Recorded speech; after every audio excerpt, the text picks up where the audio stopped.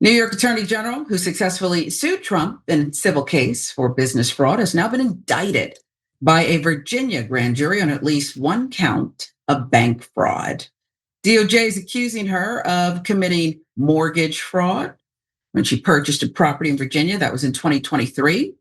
Federal officials have been investigating whether James lied on loan documents for a house she purchased in Norfolk, 2023. In that paperwork, she said the home would be her primary residence, even as she served as Attorney General in New York. Washington Post with the reporting. James's attorney has described those errors as honest mistakes and said James has presented evidence showing that she purchased the home for a niece and had not intended to improperly secure a better mortgage rate by declaring it her primary residence. Now, then there's Lindsay Halligan. She's a loyalist prosecutor Trump recently installed in the Eastern District of Virginia. She presented the case against James to a grand jury in Alexandria.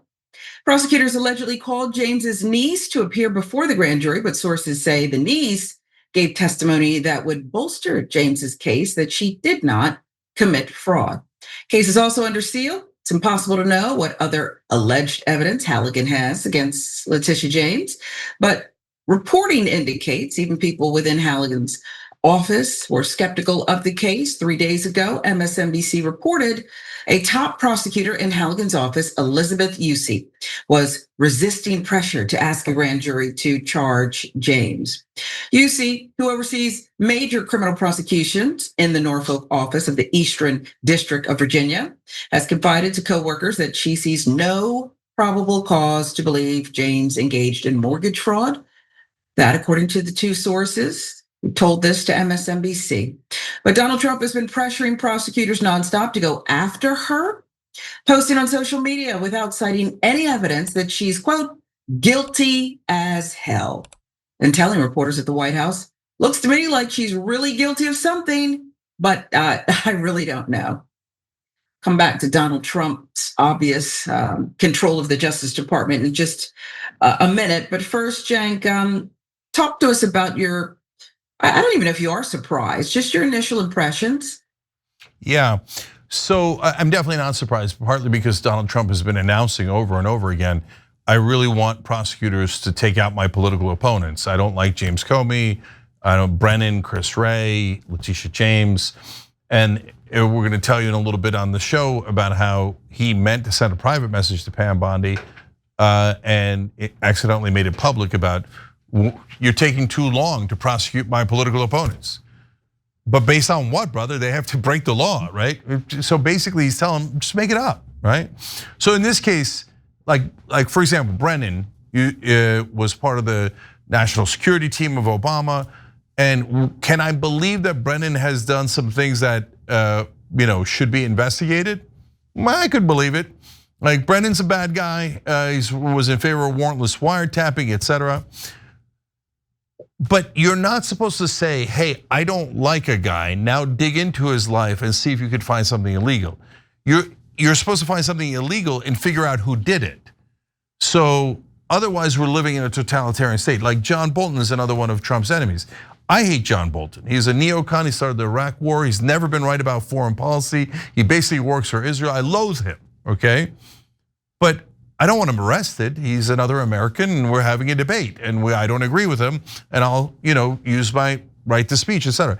So now when you get to Letitia James, so which bucket does she belong in? As Trump has said repeatedly, I want her arrested, I want her prosecuted, I want her prosecuted, puts pressures on the prosecutors. The prosecutors who are very, very conservative, very right wing, look at it and go, there just is enough evidence to prosecute her for any crime.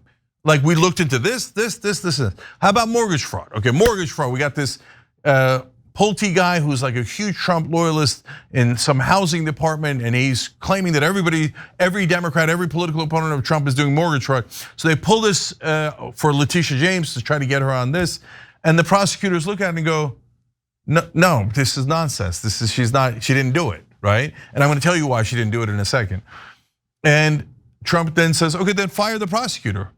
I don't care if she did it or not. Just charge her, right? And you're gonna see that in his instructions to Pam Bondi in a little bit on the show, right? So, okay, so why am I sure Letitia James didn't do it? In one form, she did check off the box saying that it's her primary residence. And it is not her primary residence, and you can't have two different primary residences. And so that's a violation.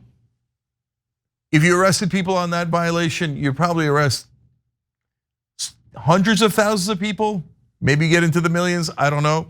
But okay, it's a violation, no problem.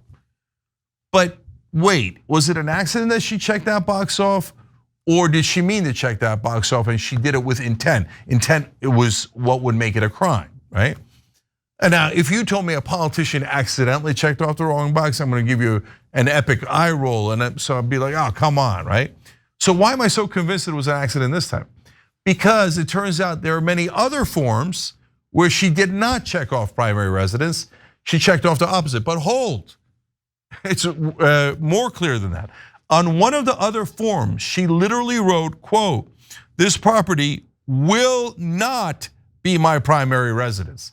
And she capitalized "will not." I've never seen anyone be clearer on a form that it is not their primary residence. So if she had intent to deceive, she would have checked off primary residence on all the forms. If she did not have intent, she made a mistake in one of them, you could tell by how she responded in the other forms. And in the other forms, she made it crystal clear that it's not her primary residence. You arrest her based on that, you're basically saying, I don't care if she did it or not, I don't like her, she's a political opponent, and now we're in an authoritarian government, and I'm just arresting anyone I don't like who has opposed me politically in the past. And that is kind of where we are right now. I would have preferred you to say that in the voice.